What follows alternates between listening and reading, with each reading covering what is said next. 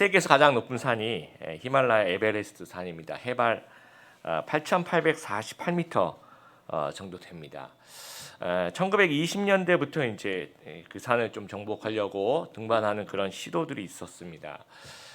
그렇게 어려운 산에 왜 올라가시려고 합니까? 그랬더니 뭐 아주 유명한 말이 있죠. 거기 산이 있으니까. 예, 그 얘기를 한 사람이 영국의 이제 조지 리 멜러리라는 사람인데 이제 1920년도에 이분도 이제 에베레스트를 이제 등반을 이제 시도를 하신 거예요. 근데 이제 실종이 되어서 아주 오랜 후에 70년 정도 지난 후에 이제 시신으로 발견될 정도로 굉장히 어려운 도전이었습니다. 그런데 1953년 5월 29일에 영국의 그 에드먼드 힐러리와 텐징 노르게이가 최초로 이제 등반에 성공하면서 그것을 기려서 이 에베레스트 정상에 올라가는 그 길을 이제 힐러리 스텝이라고 이야기를 합니다. 그리고 또 엘리자베스 여왕으로부터 이제 기사 자기를 받았습니다. 올라가는 것도 사람의 시선을 끌지만 내려가는 것도 이제 사람들의 시선을 끌 수가 있어요. 러시아의 그 발제리 로조프라는 그 스카이다이빙 하는 사람인데 윙슈트라고 여러분 한번 보셨을 거예요. 이렇게 손을 펴면 다람쥐 같이 이렇게 돼 있는 옷이 있죠. 그 윙슈트를 입고 그 이제 뛰어내리는 겁니다. 2012년에 히말라야 슈뷸링이라는 봉우리에서 그게 한 6,543m 정도 된대요. 거기 이제 올라가는 데만 한 6일 정도 걸렸고 걸어서 내려오는데 한 3일 걸리는 뭐 그런 곳이라고 하는데 그 정상에서 이제 점프를 한 겁니다. 그 윙슈트를 입고 그 시속 한 20km로 200km 정도로 점프해서 뛰어내리면 걸어 내려온다 한 3일 걸리는 그 길을 이제 한 90초 정도면 내려와서 이제 그 마지막에 이제 낙하산을 내리겠죠. 그리고 2013년 5월 29일 아까 그 제가 영국의 에드먼드 힐러리가 최초 등반이 1953년 5월 29일이라고 했는데 정확하게 60주년이죠. 그래서 60주년을 기념하면서 그 에베레스트의 메시프 봉우리에서 그게 한 7,720m 정도 된다고 합니다. 거기서 이제 베이스 점프라고 하죠. 그 윙슈트를 입고 내려오면서 이제 세계 신기록을 세우게 돼요. 굉장히 유명해졌습니다. 뭐 CNN에서 방송도 하고 뭐 뉴스도 나오고 이제 매스컴을 이제 탔습니다. 오늘 이제 마귀가 예수님을 이제 두 번째 시험으로 도전을 하고 있는데 그 성전 꼭대기에서 이제 뛰어내리라는 거예요. 그러면 이제 천사가 이제 잡아줄 건데 이 마귀의 말대로 하면 예수님은 굉장히 유명해질 가능성이 큽니다. 그리고 예수님의 인기는 급상승하게 되겠죠. 그러면 마귀는 예수님이 이렇게 좋아지면 마귀는 별로 안 좋은 거잖아요. 마귀는 좀 망하는 거 아닌가 생각이 되는데 예수님의 답변이 7절에 보니까 주 너희 하나님을 시험하지 말라라는 거예요. 거절을 하십니다. 그거 안 하겠다라는 거예요. 그러니까 하나님을 시험한다는 말이 이제 무슨 말인가부터 이제 좀 먼저 살펴보면 신명기 6장 16절을 이제 인용하는데요. 한번 신명기 6장 16절 같이 한번 읽어보겠습니다. 여러분은 마사에서처럼 여러분의 하나님 여호와를 시험하지 마시오. 이스라엘 백성이 출애굽하고 난 다음에 마사라는 곳에서 이제 물이 없어졌어요. 그래서 이제 모세를 원망합니다. 그리고 백성들이 하나님을 불신하고 불평을 하게 되죠. 이것을 이제 하나님을 시험한다라고 이야기를 하는 거예요. 그러니까 하나님을 시험한다라는 얘기는 하나님을 좀 의심하거나 또 하나님을 못 믿거나 그래서 하나님을 슬프지게 하고 노엽게 하는 그 반항하는 그 행위 모든 것을 다 포함하고 있는 겁니다. 지난주에 그 마귀의 그 첫 번째 시험은 우리의 그 육체의 연약함을 부분을 좀 건드리는 그래서 시험에 빠지게 만드는 시험이라면 오늘 이 두 번째 시험은 우리의 그 마음과 생각과 정신의 그 연약한 부분을 좀 건드려요. 그래서 시험에 빠지게 하는 겁니다. 그러니까 예수님을 성전에서 뛰어내리게 하는 것이 왜 이것이 하나님을 시험하는 것이 되는가? 또 마귀의 의도는 무엇인가? 그리고 왜 예수님께서 이 제안을 거절하셨는가? 또 이 유혹이 어떻게 우리의 생각과 정신을 공격하는 것이 되는지 두 가지 면에서 좀 생각해 보기를 바랍니다. 첫 번째는요. 내 방식대로 하나님을 테스트하려는 유혹을 물리치자라는 거예요. 같이 한번 따라해서 1번 보시면서 같이 한번 따라해 보겠습니다. 시작. 내 방식대로 하나님을 테스트하려는 유혹을 물리치자라는 거예요. 우리 첫 번째 시험은 예수님께서 이제 말씀 인용으로 물리치셨잖아요. 사람이 빵으로만 살 것이 아니다. 하나님 입에서 나오는 모든 말씀으로 살 것이다. 그렇게 인용을 했더니 마귀도 이번에는 이 성경 말씀을 하나 인용해 가지고 와서 예수님을 이제 괴롭히는 겁니다. 어떤 말씀을 인용하냐면 보세요. 시편에 나와 있는 91편 11편부터 11절부터 12절까지 한번 읽어보겠습니다. 시작. 주께서 천사들을 시켜 여러분을 지키게 하실 것입니다. 여러분이 어디로 가든지 저들이 여러분을 보호해 줄 것입니다. 천사들이 손으로 여러분을 붙들어 주시고 발이 돌부리에 부딪히지 않도록 해 주실 것입니다. 그러니까 이 말씀은요. 시편 91편에 나와 있는 말씀인데 마귀가 이렇게 얘기하는 거예요. 너 하나님의 아들이면 뛰어내리라는 거야. 그러면 시편에 이 성경이 약속이 되어 있는데 이 천사가 잡아준다는 거죠. 그래서 하나님의 사랑을 한번 테스트해 보라는 겁니다. 여러분 이 어떤 마귀의 제안은요 상당히 뭐라 그럴까 그럴싸한데 아주 위험한 생각이에요. 그러니까 말씀을 그 인용하는 방법과 의도가 좀 잘못되어 있다라는 거죠. 그러니까 시편 91편은 하나님께서 그의 백성을 보호해 주시는 아주 일반적인 약속이고 보편적인 하나님의 능력에 대한 말씀인데 그 하나님이 그분의 주권대로 그분의 때에 그분이 하고 싶은 방식으로 그의 백성을 보호해 주실 것이라는 거예요. 근데 마귀는 뭐냐면 그 하나님의 방식이 아니고 내가 원하는 특정한 어떤 때에 하나님 지금이야 그 시점이 지금 하나님의 능력을 보여주세요 라고 얘기하고 있다라는 거죠. 그럼 이게 누구의 뜻입니까?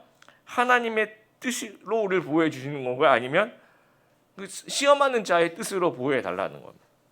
내 마음대로 그 하나님을 조종하려는 그 의도가 있다라는 거예요.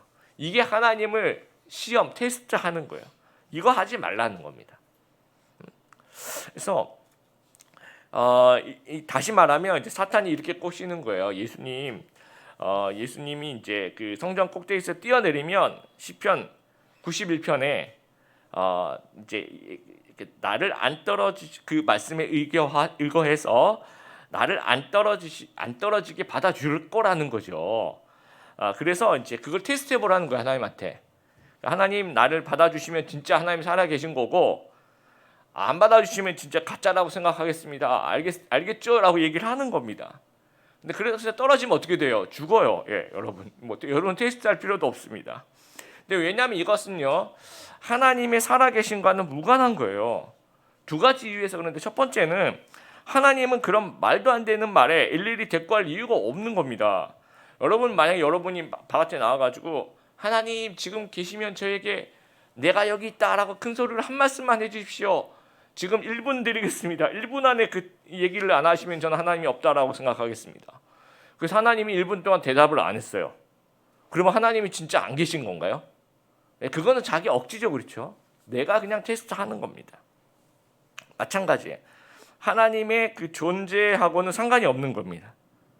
또 이 중력이라는 것, 만유인력이라는 그 법칙을 만드신 분도 하나님이세요. 만약에 우리 이 땅에 살면서 이 중력과 만유인력의 법칙이 없으면 우리 막 가만히 땅에 발을 붙이지 못하고 마구 날아다닐 겁니다, 아마. 예. 근데 그 법칙을 무시한 것은 본인이라는 거죠. 그래서 이런 그 말도 안 되는 억지 테스트 이거 하지 말라라는 겁니다. 그래서 예수님께서 주 너희 하나님을 시험하지 말라라고 이야기를 하고 있다라는.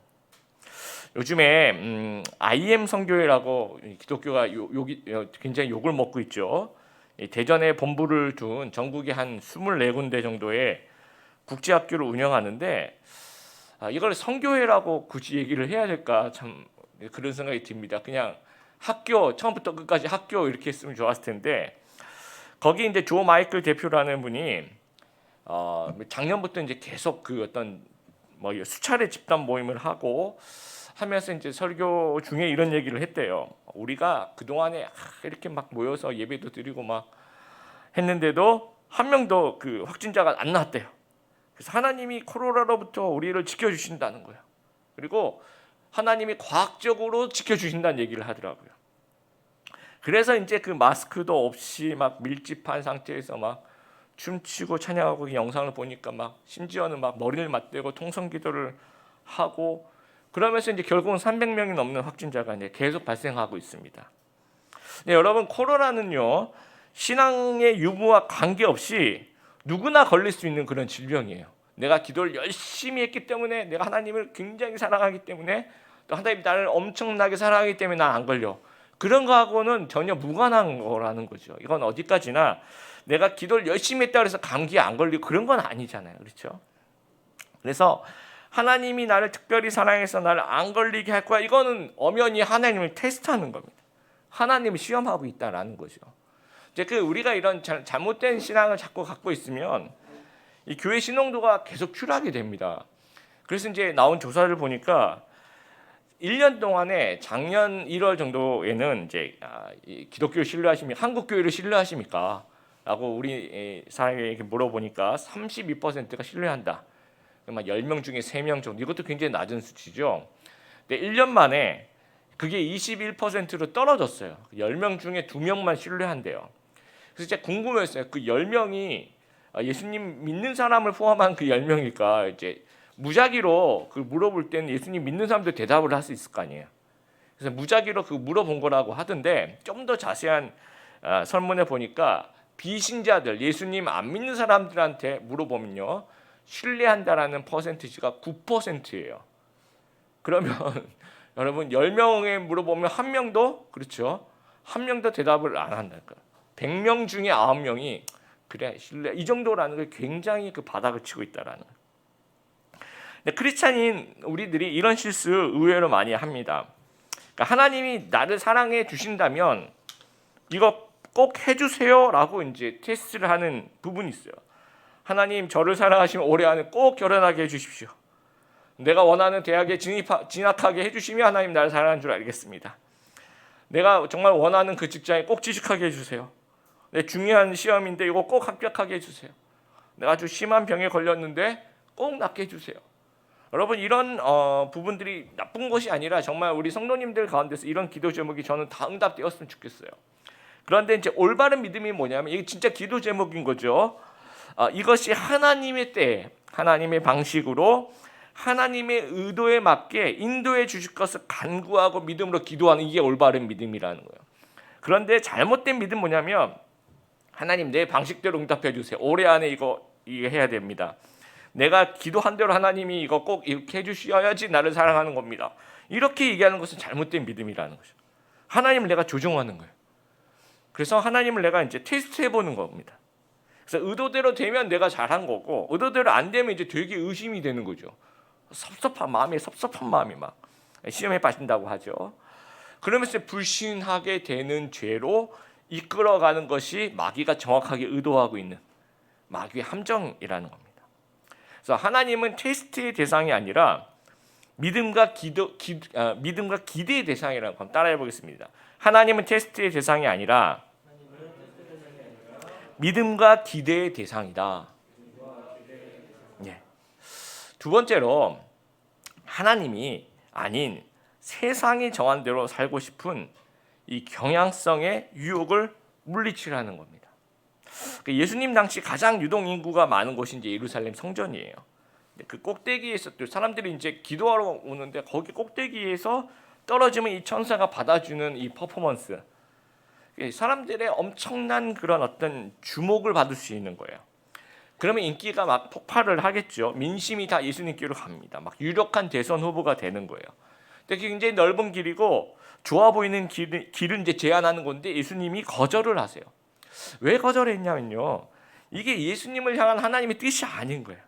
예수님은 십자가의 고난과 죽음으로써 메시아임을 하나님께 그런 영광을 하나님께 올려드리는 메시아인데, 성도는요, 이 어떤 좁은 길이 아니라, 그러니까 마귀는요 성도에게 이 좁은 길이 아니라 넓은 길로 가라 계속 유혹을 하는 거예요.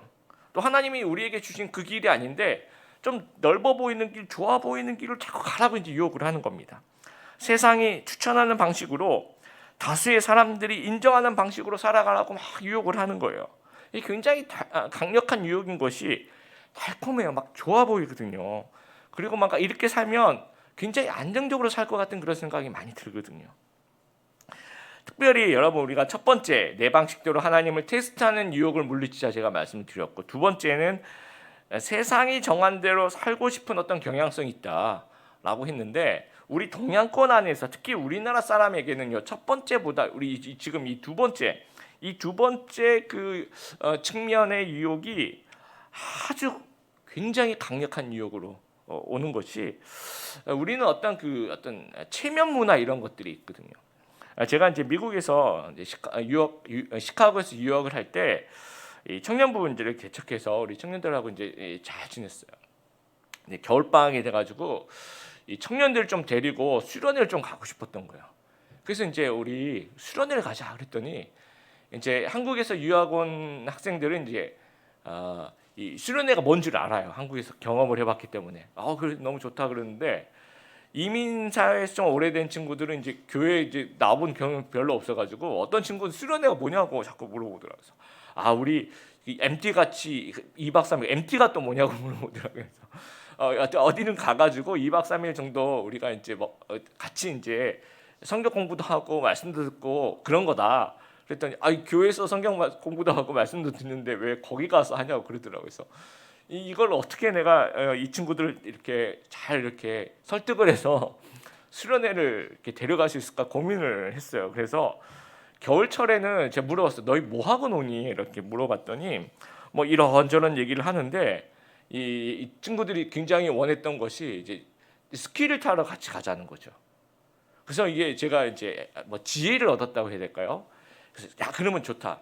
우리가 그러면 우리 청년들이 전부 다 2박 3일 정도 시간을 내 가지고 수련회를 가는데 어차피 우리가 오전에 열심히 성경 공부하고 저녁에는 열심히 말씀을 듣자.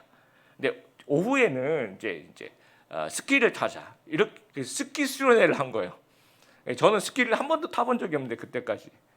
그래서 다 좋다 그래가지고 드디어 처음으로 우리가 수련회라는 거 가게 됐습니다. 그래서 막 오전에도 열심히 성경 공부하고 공동체 훈련하고 저녁에도 말씀 열심히 잘 들었고요. 그리고 이제 오후가 돼가지고 이제 그 시카고에서 그게 일리노이주잖아요. 근데 시카고가 일리노이주의 그 끝부분쯤에 있습니다. 거기서 차로 1시간 정도만 올라가면 그 미러키라는 도시 그 위쪽이 전부 다 위스콘신 주예요. 그게 이제 캐나다 바로 밑에 아주 추운 데입니다. 그래서 겨울에 물론 겨울에 시카고도 춥지만 그 차 타고 한 1시간만 올라가서 그 위스콘신 주로 가면 스키장이 굉장히 많고 하여튼 그런 그 스키장 근처에 조그마한 펜션들도 굉장히 좀 많이 있어요. 그래서 이제 거기서 우리가 베이스 캠프를 치고 수련을 하면서 이제 스키를 타러 가는데 저는 이제 스키를 타본 적이 없으니까 준비도 전혀 안 돼 있고 그래서 그냥 같이 가서 너희 타면 내가 커피 마시고 있을게. 끝나면 같이 가자. 그런 식으로 이제 갔는데 청년들이 전도사님 그때 전도사님이었죠. 전사님도 같이 타재요. 그래서 나는 이제 복장도 그렇고 이게 탈 수 있는 그런 뭐 어떤 그 아무것도 없다. 그랬더니 괜찮대. 그때 제 복장이 어땠냐면요. 그게 겨울철이니까 이제 이 겨울 점퍼 평범한 겨울 점퍼에 청바지를 입고 있었어요. 그리고 평범한 신발에 털장갑에 모자가 있었을까요? 뭐 하여튼 털모자 뭐 그런 거겠죠. 있었어도. 그러니까 아주 지극히 그때 한 28, 뭐 29 정도 됐으니까 아주 지극히 평범한 그냥 그런 복장으로 저는 그냥 간 거예요. 그래서 난 이게 복장이 아마 못할 것 같아 그랬더니 아니에요. 뭐, 연사님 그 미국은 그렇게 입고 타시는 분들 되게 많아. 걱정하지 마세요. 그러면. 그래서 실제로 이제 가서 보니까 저처럼 물론 이제 스키복을 입으신 분들도 계시지만 또 거기가 이제 뭐 위스콘신주 아주 유명한 스키장도 아니고 그냥 흔한 그 스키장 조그마한 스키장 중에 하나여서 그런지 몰라도 저같이 입고 온 사람들이 꽤 있었어요. 그러니까 하나도 이상하지 않았어요. 그래서 그냥 스키만 빌려가지고 같이 이제 타도 사람들이 뭐 희끌희끌 쳐다보거나 그런 사람들 다 비슷하니까 꽤 그런 사람들이 많아요. 청바지만 입고 타는 정말 아무것도 그 스키복과 상관없는 그런 평상시 복장으로 스키를 즐기는 사람들도 꽤 있었어요. 근데 제가 이제 그러면서 한국으로 왔는데 한국에서 가능할까요, 여러분? 한번 생각해 보세요. 한국에서 이 청바지를 입고 그냥 평범한 그런 길거리 지나가다 볼 수 있는 그런 옷을 입고 스키장을 가서 스키를 탄다는 게 가능하냐는 거죠. 예. 왜냐하면 이게 우리나라는 특히 그래요. 이게 뭔가 뭘 갖춰야 돼. 그러니까 뭔가 강력한 체면 문화, 체면을 아주 중요시하는 문화. 그래서 우리나라 말에 이 얼굴과 관계된 이런 표현들이 되게 많아요. 뭐 얼굴을 뜰 수 없다. 뭐 볼낯이 없다, 뭐 얼굴에 먹칠을 하다, 그렇죠? 내 얼굴을 봐서라도 좀 봐주세요. 이런 표현들이 굉장히 많은 겁니다. 그래서 이런 거칠애가 이 옷으로 많이 이제 표현이 돼요. 옷으로. 그래서 저희 살고 있는 집 뒷산이 이제 연세대 뒷산인데요. 거기 이제 안산이란 산이 있어요. 해발 300m도 안 돼요. 남산만한 그런 진짜 동네 뒷산입니다. 뭐 정상까지 올라가는데 30분도 안 걸립니다. 근데 이제 그 안산 자락길 산책을 가끔 가다 보면요, 막 정말 그 고어텍스에 막 등산화에 머리끝에서 발끝까지 화려한 등산복에 막 스틱을 찍고 에베레스트에 올라가야 될 사람이 그 해발 300m에서 뭐 하는 건지 모르겠습니다. 깜짝깜짝 놀랄 정도의 복장을 입고 등장하시는 분들을 가끔 봐요. 우리도 여러분 그렇지 않습니까? 요즘 이제 이 집에 계속 좀 오래 계시니까 이게 확진자가 돼가지고 이제 운동도 해야 되겠다, 다이어트를 해야 되겠다, 유튜브에 홈트를 좀 해봐야 되겠다. 그러면 여러분 제일 먼저 뭘 하세요? 옷부터 구입하죠, 그렇죠? 이제 운동부터 해야 되는데 운동부터 안 합니다. 우리나라는 뭐든지 옷부터 구입해요. 그래서 옷이 배달되는 그 3, 4일 동안 운동 안 해요. 그 와서 갈아입고 그래야지. 집에 혼자 있는데도 뭐냐면 이 본질보다 이 거칠해, 타인의 시선, 타인의 평가에 유독 매이는 그런 사회 분위기 속에서 우리가 살아가고 있는데, 마귀가 이런 어떤 그 체면 문화를 아주 교묘하게 이용해서 이 성도를 유혹하는 거예요.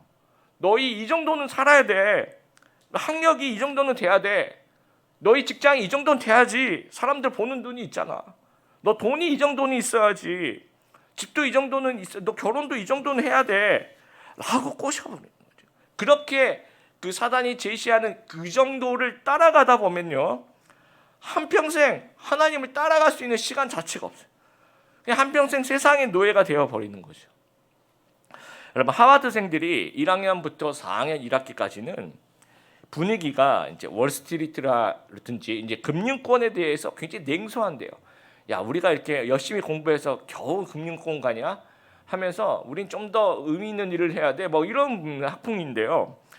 4학년 2학기 정도 되면 무언의 압박에 시달리는 거지. 이런 거죠. 너희는 최고의 엘리트 집단이다. 그러니까 최고의 엘리트다운 그런 직업을 가져야 돼. 너희는 우월한 지위를 가져야 돼. 너희는 안정감을 주는 그런 직장을 가져야 돼 하면 그런 압박에 시달리는 거죠. 그래서 4학년 2학기, 그러니까 2007년 통계를 보면 하버드생 4학년 학생 중 절반이 월스트리트를 간다는 거예요. 그렇게 싫어하던 월스트리트를 4학년 2학기 되면 계속 압박을 해요. 넌 엘리트인데 엘리트다운 직장을 가야지. 결국은 자기가 욕하던 그 월스트리트를 그 4학년 학생들 절반이 그렇게 가는 거죠. 미국에 살면서 한인 이민자들하고 이제 많은 대화를 하면서 들은 얘기들이, 이 언어의 장벽 때문에 1세대들은 이제 직장에를 좀, 그러니까 뭐랄까, 영어를 잘들 하세요. 잘 하시는데 네이티브 스피커하고는 또 안 되거든요, 게임이. 그러면 아주 뭐 그런 어떤 말이 중요한 그런 직장을 갈 수가 없는 겁니다. 그래서 뭐 빌딩 청소하거나 아니면 세탁소 또는 뭐 공장 같은 데서 이제 운영하시는 그런 일들이 많이 있어요. 그러니까 그게 이제 한국에 있을 때 정말 뭐 서울대 나오신 분들이 예를 들어서 뭐 와서 세탁소를 하시면서 본인들이 이제 좀 언어의 장벽 때문에 좀 막혀 있는 그 답답한 부분들을 어디에 푸냐면 집에 좀 풀어요. 그래서 집은 아주 그 집착이 좀 있어요, 보니까. 처음에는 이제 이런 생각들을 가지시는 거죠. 처음에는 이제 화장실 하나 있는 그런 곳에서 살다가 다음 목표는 뭐냐면 화장실 둘 있는 그런 큰 집으로 이사 가는 거죠. 자녀들도 이제 크니까.